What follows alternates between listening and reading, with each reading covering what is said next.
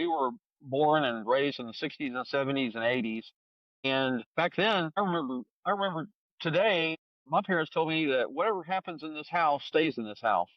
What happens here stays here and it doesn't go outside that front door, right? So we were taught at a young age that we do not talk about issues going on in Yeah. our families, Yeah. right? And so the emotional intelligence, the emotional awareness, and over the years, family counseling, therapy, all of those things have evolved. Thank God they've evolved. You can get, I tell people all the time, call 211.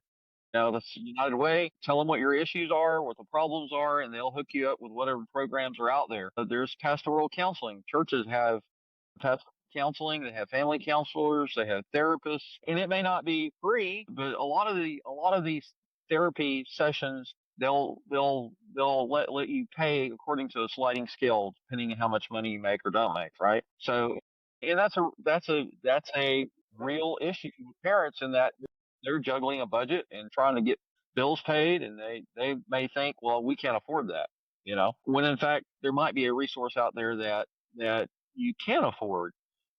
Sometimes it might even be free. Yeah. Well, you asked a little while ago, what are practical things that parents can have in mind during these stages? And I kind of mentioned the positive, proactive things aligned with this methodology called PACES. But let me tell you the downside. In other words, what parents can look out for and avoid. And I'm going to mention 5 statements that I have heard way, way too much. I often hear them from parents when they're in the crisis stage, right? They've found the pills, or their son or daughter has been brought home with a DUI, or something's going wrong, and I've heard it, James, from parents who've lost a son or a daughter. And I'll mention quickly these 5 statements because they are clues for parents to say, excuse me, if any of these thoughts are in your head, it is a signal. It's a wake up call to do something. The first of them is, and I'm going to say these in the past tense because I hear them in the past tense, and this is when it's saddest. I'll hear, we didn't think it could happen in our family. That is Right. incredibly naive these days. It can happen in any family. The statistics are roughly the same whether you are church going or not. It can happen in any family, even if you're a great parent. So that's why preparation is needed. So don't think it can't happen in your family. The Right. second is, when Johnny or Susie was struggling, we didn't know their situation was that bad. So this is awareness. Pay attention in the early stages to loneliness or isolation or anxiety or depression or peer pressure or all those things. Don't say, we didn't know how bad it was. Pay attention, talk to them, listen some more, and do that.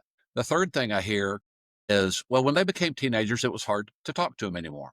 You're right. It is harder. That means, therefore, you need to change your approach and change your tone. And it's not just to become their friend and their buddy, but it is to listen with empathy, to try to understand their world as they are feeling it. The fourth I hear is, well, when they were struggling, we didn't know what to do. I get it, but you can go find what to do.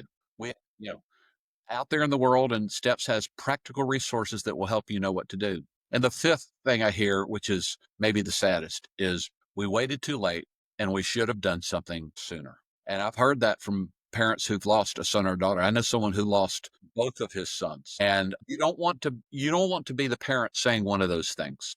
So flip it around, and it adds up to being prepared and aware and connected and educated, and have a plan with steps in place. That's awesome. I think I need to have you on again sometime in the near future so we can talk about more of these things. I know there's a lot to talk about, and I don't think we're going to have time to touch everything. There's like 6 or 7 more questions I could ask you, but we're getting up to the 50-minute mark.